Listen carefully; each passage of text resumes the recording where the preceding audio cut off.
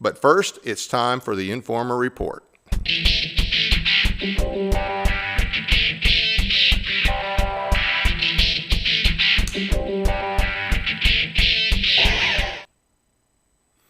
A big win for the TFA and GOA, that's Tennessee Firearms Association and Gun Owners of America, and your right to keep and bear arms in Tennessee.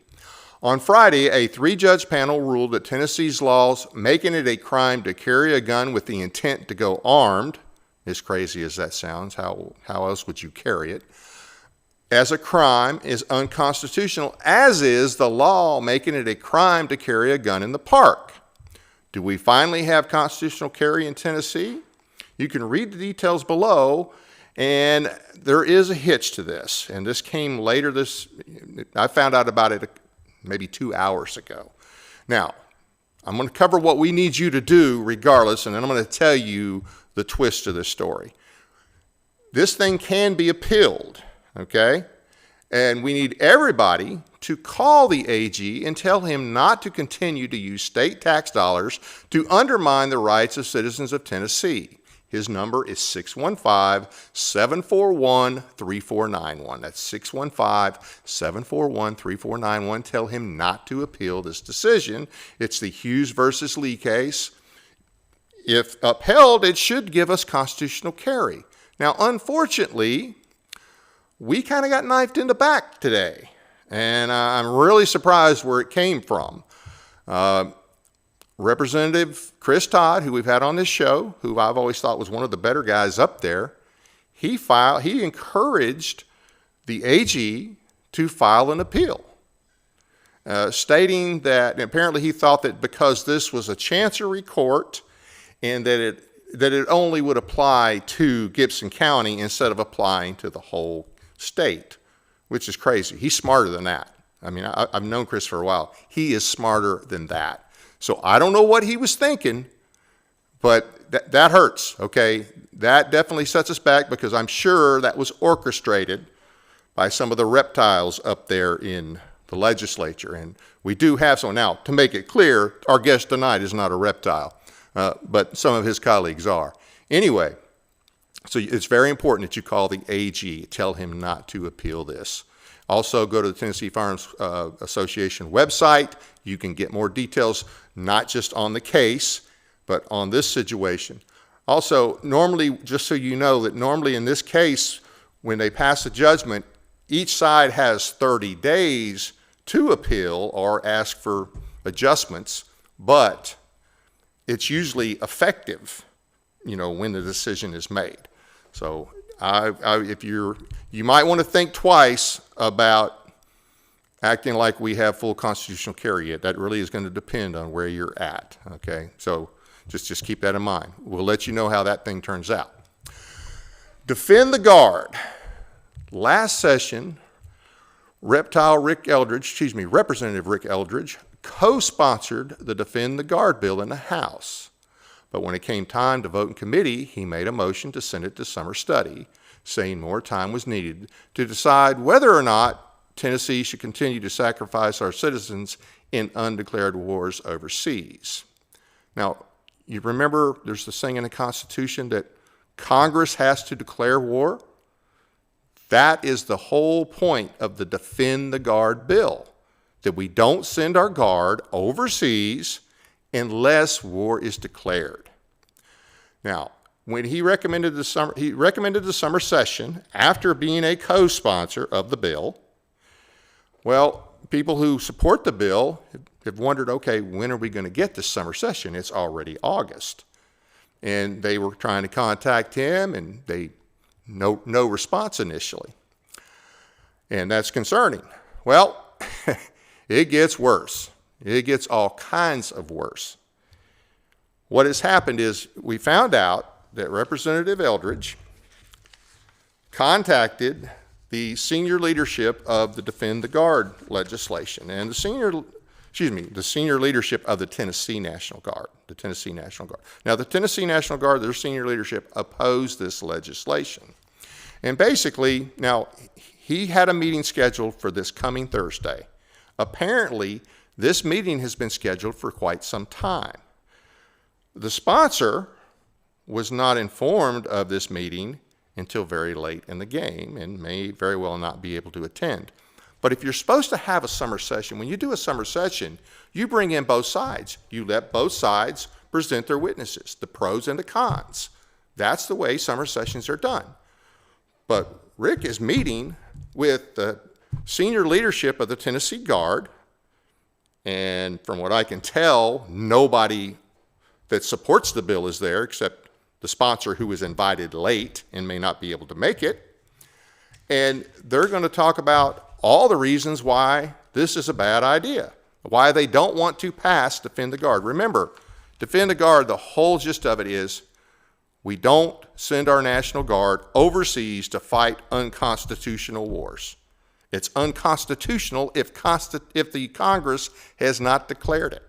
Okay, if the Congress hasn't said we're at war, we should not be sending our guys overseas. Bottom line, cut and dried. It's not hard to figure out. It's right here in the Constitution. Article 1, Section 8 says it. There's no caveats to that. Now, I want to go over real quick some of the things, and this is their strategy. Now, this will be on our website later, as will an email that we'll reference here in a second. So this is what the senior leadership of the Guard listed out. They've got category, risk, and impacts. And this is why they don't want to pass the Defend the Guard bill. So operational readiness, the category, the risk, restricts federal deployment unless Congress declares war. That's called the Constitution. That's the way it's supposed to be. Impacts, undermines rapid response capability and joint force integration. Well, I'm sorry, rapid response capability and joint force integration still have to be within the bounds of the Constitution. And if you need a bigger regular army, which those wars should be, they still all require the Congress to declare war or something, letters of marque and reprisal. Okay, if you need a bigger regular army, then you need to fight for a bigger regular army. Now, the next category, they listed legal/constitutional, which that right there is backwards. It should be constitutional/legal. And the risk misinterprets Article 1 and Article 2 powers. There's no misinterpretation. Yes, Article 2 says that the president is the commander-in-chief, but the Congress has to declare the war. Okay? That's the way it works. And then impacts, conflicts with federal law, Title 10, Title 32, invites litigation. Well, no, it doesn't conflict. Article 1, Section 8, you got to get Congress to declare war. Federal law does not trump the Constitution. Federal law has to be in accordance with the Constitution. Strategic alignment disrupts DoD force structure and planning. That's the risks they claim. Impacts, weakens Tennessee's role in national defense and global deterrence. Okay, well, Tennessee is not set up for global deterrence. I mean, hey, we could keep our troops on the border. We've got bad guys to the south. We got some bad guys to the north that Canada has allowed to come in. We've never taken our border security serious until recently. So just more garbage. They want to keep the deep state going. And Trump so far seems to be very leery of putting boots on the ground overseas, and that's a good thing. It seems to me like they want to make sure that when Trump is gone, they can just resume operations as normal. And then category, funding and resourcing, jeopardizes federal funding tied to Title 10 missions. No, it doesn't. Absolutely does not. And then impacts risk millions in training equipment. See, as far as the training goes, you're not going to risk that training. They cannot take one of those titles and punish you because of something under the other title. They can't do that. And then reputation and trust signals unreliability to federal partners. Well, okay, our federal partners are supposed to follow the Constitution. Bottom line, cut and dried. And then impacts damages Tennessee's standing in interagency and national security circles. Once again, all that has to be in accordance with the Constitution. We've got to stop these going to war when we haven't had it declared. Now, another thing, I want to clarify this. They are conflating two different things, and they want to point to California. They want to point to the situation out in California, where you've had these issues with Newsom not supporting and causing problems. There's this whole issue between the feds and California, but The thing is, the Defend the Guard bill has nothing to do with action inside the country. It's all about action outside the country. And the only caveat to that is they're not resisting going outside of the country and training for 2 weeks at a time. Training. They're just saying, look, if you're going to send us into a combat situation outside of the country, Congress has to declare war. So this is, this is pretty low. I mean, it seems like they care more about the money and being able to deploy overseas rather than worried about following the Constitution. You take an oath to the Constitution. You don't take an oath to federal funding. And you shouldn't want to obey unconstitutional orders. Bottom line, this determination to stay in this current mode that we're in and the mode we've been in which has gotten us into a lot of the problems we're in, it reminds me of the song from the 70s, War Pigs. That's what I think of when I hear these guys, oh no, we've got to be able to take part in unconstitutional wars overseas. That's just what it reminds me of, is War Pigs. So this is a serious problem. The 10th Amendment did a really good job of explaining this bill, so I encourage you to go to the 10th Amendment Center and call Representative Eldridge's office. It's 615-741-6877. That's 615-741-6877. And ask him why he's having a private meeting. Now, that's the thing. He can't have a private meeting. He's an elected official. So if he's going to meet with a guard, then he should be meeting with the other side. Because he said this is not a summer study.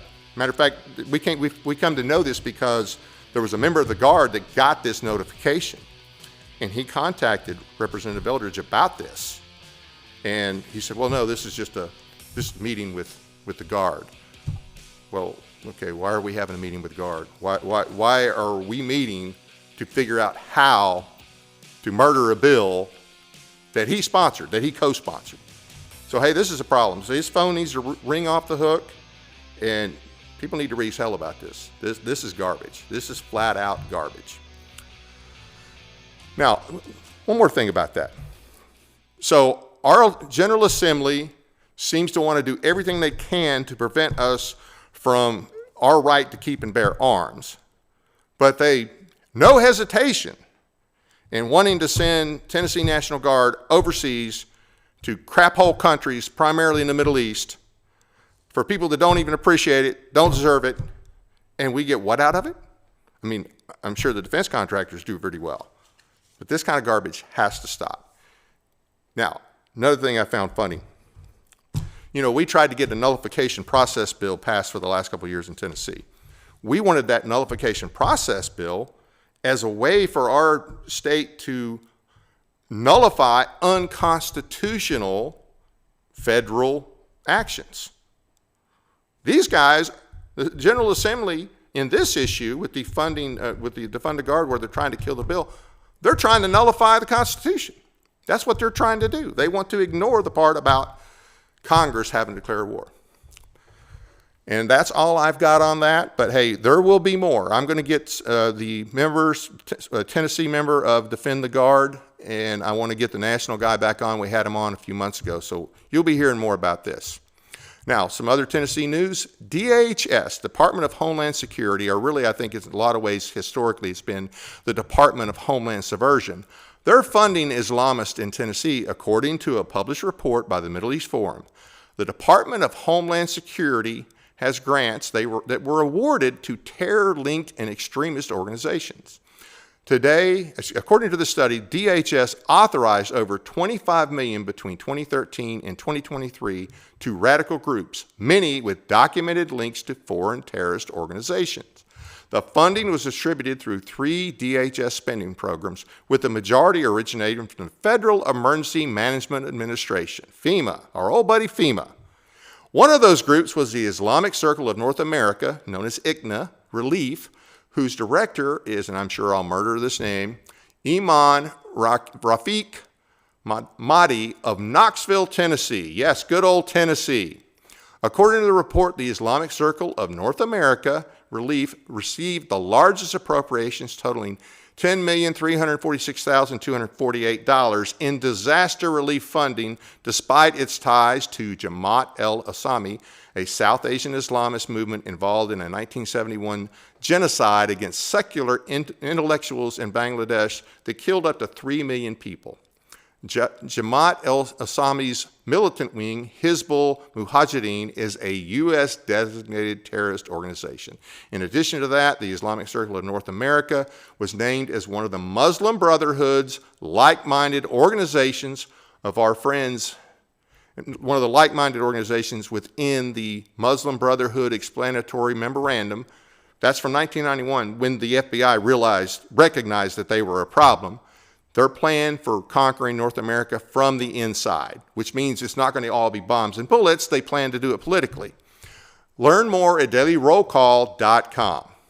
Tennessee Home to Islamic Terrorist Organizations Part 1 is the title of that article. Can Trump take Chicago? You know, clearing out D.C. is one thing. That's all federal territory. I mean, he's got a free hand there. And even that, there's some limitations that I understand that he can only do what he's doing for up to 30 days. Then after that, he has to get approval from the Congress. But going to other cities, I know that they're hellholes and they need to be dealt with. But we got to think about this.